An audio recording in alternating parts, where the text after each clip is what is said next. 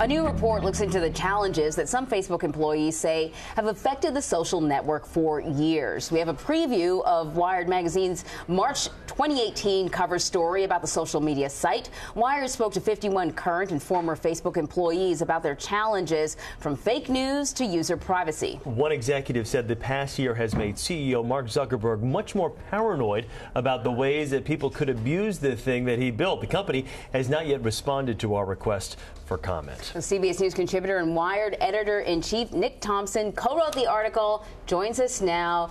Nick, quite a cover. Thank you. What were you going for?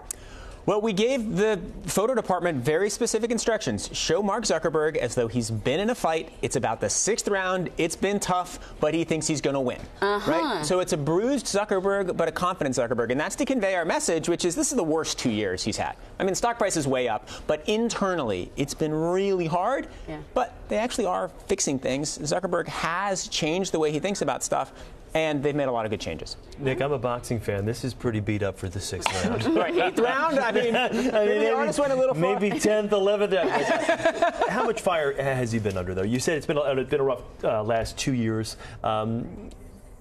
It's, he's still obviously extremely wealthy. The company does very, very well. I know there's other circumstances involved here, but how tough a 2-year period has it been for the company as a whole? Well, I think some of the things that he probably worries about the most are there are a lot of young engineers who are dissatisfied, who think that Facebook is driving people apart, not bringing them together, who think that Facebook played a role in making our election much more partisan, much more worse, and making it much easier for a candidate like Donald Trump to win.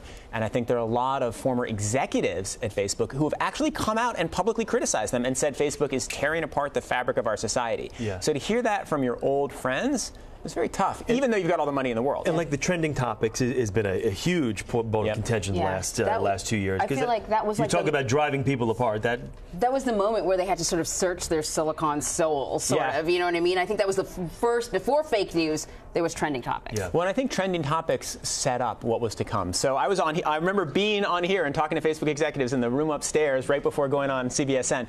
So what happened there is there's a part of the site, Trending Topics, which shows stories in the news. And an ex-employee said it's biased against Republicans. Right. And, if there's a story that's good for Republicans, those liberals who work on it will take it out.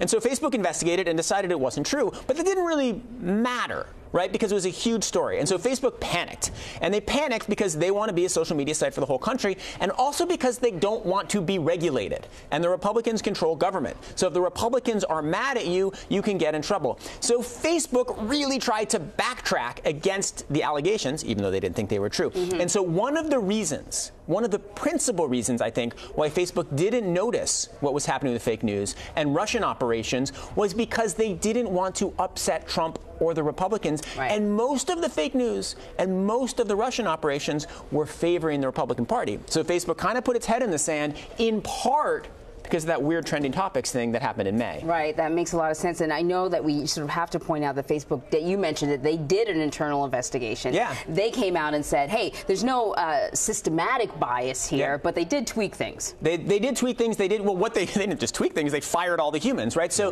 they had a system where humans were sort of overseeing the algorithm, and they got rid of all of them a few months later, which it's one of the interesting tensions in the piece, right? Do you have humans sifting through your news saying this is real, this is fake, or do you just let the computers do it all? Right. And Facebook very much sided with let the computers do it all. Now they're kind of going back and saying, well, there's a role for humans in this sifting process. Because part of what those humans did, too, was identify satirical news, some might call it fake news, and pull it out of those trending topics. I mean, there's no question that if Facebook had 200 people looking at stuff that's going viral, identifying what is fake and what is real, you would have had a very different political conversation in this country leading up to the election. That's interesting.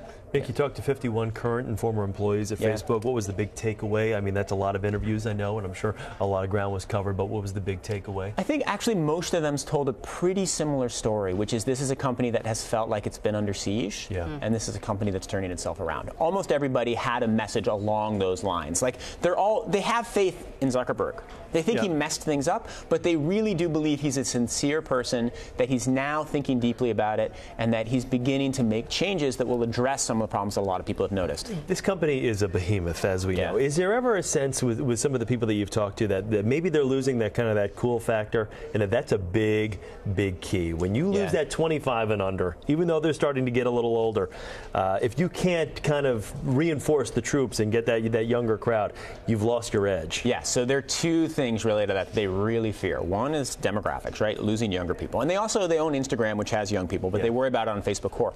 But secondly, you need to be able to get the really smart engineers who are 25 to come work for you. And that is the central competition of Silicon Valley. So when engineers think your platform is not doing something good for the world and is in fact driving people apart, and they don't say yes when you make an offer, instead they go work at Snap or Google, you have a big problem. Oh, that's really interesting. Nick Thompson, thank you so much. Thanks for having me.